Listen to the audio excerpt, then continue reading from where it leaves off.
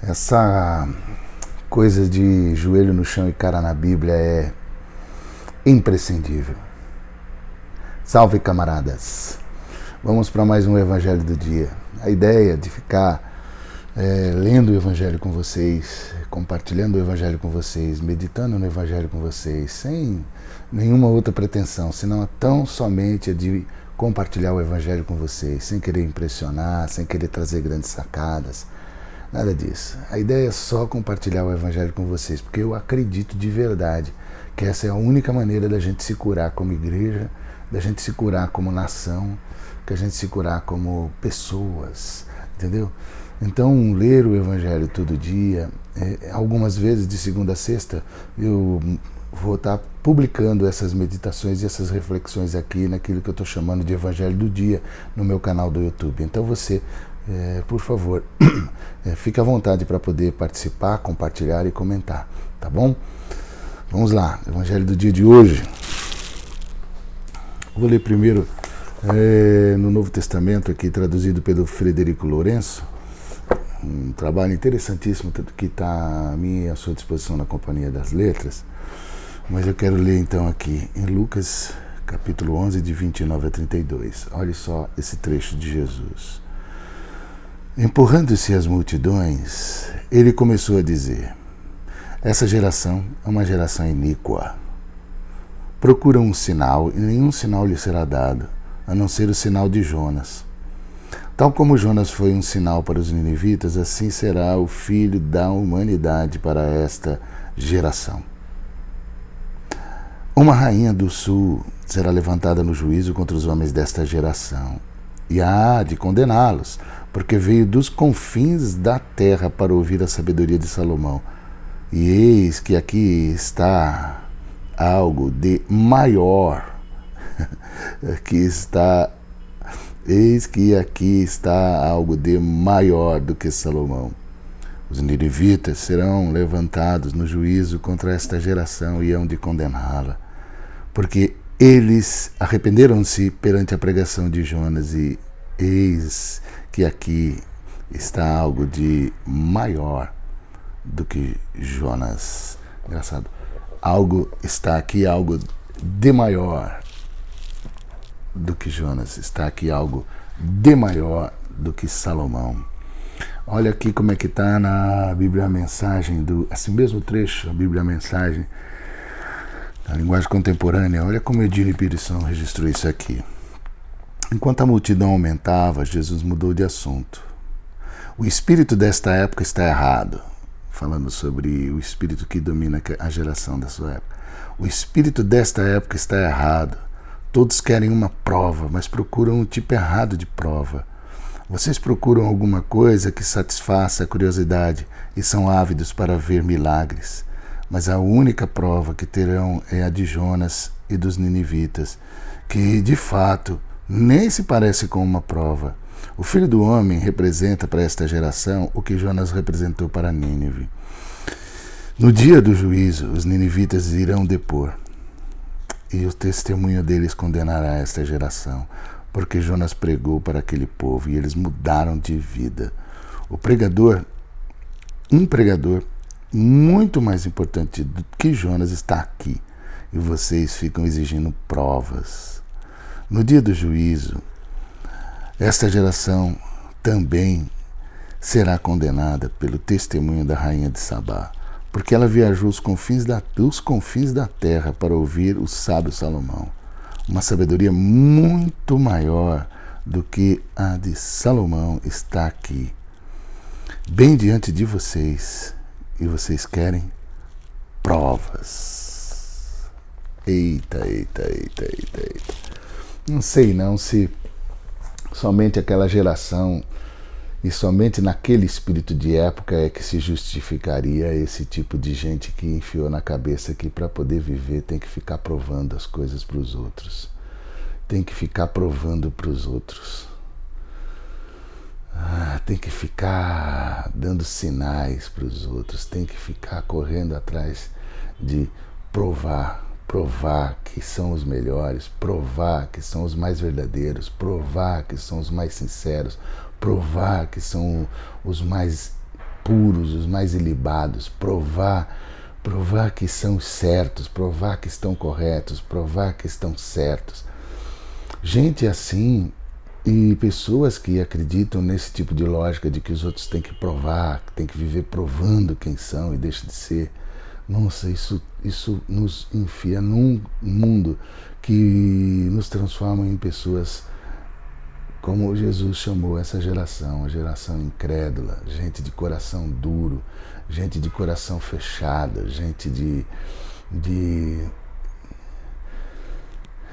mente travada, gente de alma obtusa.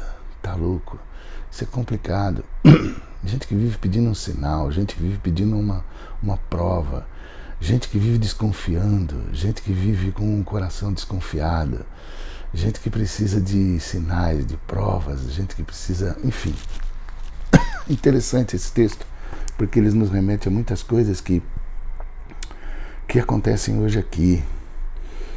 E que tipo de vida que a gente quer ter, que tipo de vida, de existência, de ministério que nós queremos ter. Um tipo de vida onde a gente vai o tempo todo tendo que ficar dando sinais, dando provas, fazendo milagres, fazendo coisas extraordinárias, fazendo coisas fora da caixa, fazendo coisas assim que ninguém nunca fez. Até que ponto, que tipo de vida a gente quer construir para a gente? Será que é isso? É de ficar alimentando essa multidão, alimentando esses consumidores de produtos espirituais que estão atrás de um mágico, de uma mágica, de alguém que faça milagres? Eu acho que existe uma outra maneira da gente viver de uma maneira com propósito, com significado. Eu não gosto muito dessa palavra com propósito, porque me lembra aí uma lógica que tentaram incutir no meio evangélico com essa palavra que não é lá muito boa. Mas uma vida que vale a pena, um fascinante projeto de vida, uma vida com sentido na beleza de poder entender que você está passando pela vida e você está tocando a vida das pessoas e você está provocando desejos de transformação no mínimo e provocando, estimulando e promovendo transformação. Como seria interessante se todos nós participássemos da transformação das pessoas em pequenos cristos. Se todos nós fôssemos essa transformação viva, onde nós estamos nos transformando em pequenos cristos. Se a gente entendesse que nós podemos participar de um fascinante projeto de transformação de vidas. Uma gente de Cristo mudando vidas. Promotores de conversão. E isso é muito importante compreender, que aqui nós não estamos falando de pauta moral, não. Nós estamos falando de gente com a ética de Cristo, com a ética do Cristo, com o jeito do Cristo. Com o jeito do Cristo tratar as pessoas, com o jeito de Jesus abraçar as pessoas, com o jeito de Jesus se envolver com as pessoas, do jeito de Jesus de andar com o povão, de andar, como diz algumas versões, de andar com essa laia, de andar com essa gentalha. Esse jeitão de Jesus abraçar os oprimidos, os famintos, os abandonados, os sem casa, os sem afeto. Como é importante a gente compreender que nós temos diante de nós a grande oportunidade de sermos pequenos cristos que estão ajudando na transformação de pessoas em pequenos cristos também. Nem milagres, nem grandes sacadas, mas a beleza e a sabedoria de poder encarnar o Evangelho, as verdades, as palavras de Jesus de Nazaré. Então não é um sinal maravilhoso que leva as pessoas à conversão. Enfia isso na cabeça. Você que fica atrás agora de milagre, tem uma onda nova aí de novo, né? De novo essas coisas voltam. Essas coisas estranhas que ficam focando no sinal, quando na verdade os sinais, segundo Jesus diz, os sinais seguirão os que crerem.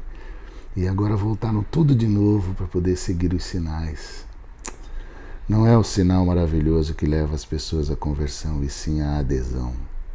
A adesão ao quê? Ao projeto de uma nova vida, de uma nova história. E essa nova vida, essa nova história, ela é manifestada pela palavra, pelos mandamentos e pelos ensinos de Jesus de Nazaré. Puxa vida, não é um sinal. Nós já temos a palavra de Jesus, nós já temos os ensinos de Jesus, nós já temos os mandamentos de Jesus. Os sinais, eles seguem nós que cremos, que confiamos nessas palavras, nas palavras de Jesus. E quando a gente começa a dar muita ênfase no sinal, a gente vai para um the end, para um fim, que parece que é um começo, parece que é uma direção, mas não é, é um fim. Porque quando o sinal passa a ser um fim em si mesmo, a gente abandona as verdades do Evangelho de Jesus de Nazaré, as palavras de Jesus de Nazaré. E aí nós nos transformamos em umas coisas terríveis, em pessoas terríveis, em terrivelmente cristãos. Não, vamos focar nas boas e benditas palavras de Jesus de Nazaré. Vamos pensar nisso, vamos olhar para isso, vamos buscar entender e encarnar aquilo que Jesus já mandou, e aquilo que Jesus já ordenou, e aquilo que Jesus já ensinou. Que assim seja, para mim, para você, para a gente. Que Deus abençoe seu dia, que Deus acompanhe seu dia, como sempre, que você perceba o quanto Ele já está em você, com você, e o quanto será maravilhoso os efeitos da transformação que Ele produz em mim e em você, como agente de conversões, se convertendo mais um pouco hoje. Conversões só por hoje, só por agora. Convertido só por hoje, só por agora. Que assim seja para mim, que assim seja para você. Beijo, Bento, em nome de Jesus.